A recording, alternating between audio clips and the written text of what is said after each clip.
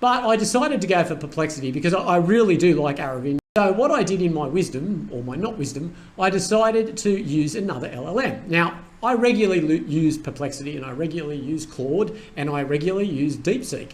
They're all very, very good. And sometimes I'll use Google. In fact, I use Google for imaging and stuff as well. So there's plenty of choice out there for what you can use.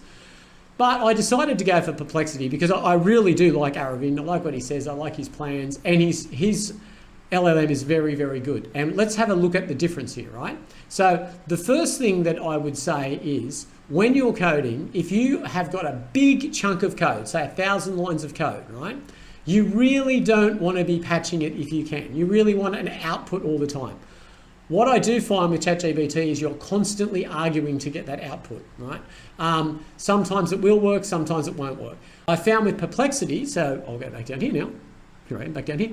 Okay, with Perplexity, when I'm doing coding, I find that it finds the correction. So if I'm looking for a particular thing, like something I wanted to isolate and fix, great for comparing stuff, then it will actually print the full code in one window, very, very easy to cut and paste back into your code base, right? So this is about 1,000 lines of code, fair bit of code. You can see there, it keeps going. Now, the one thing I do find is these are little things that are little annoying things. You've got to scroll to the end of the code before you paste because it doesn't always finish the code. So that's a trap for young players, as they say. But when you get to the end of the code, you've got to scroll all the way back up again to be able to click copy, right? So that's not productive at all. With OpenAI's model, you can actually just click anywhere to copy, right? So that's one thing that I found. But it is very, very good at doing that.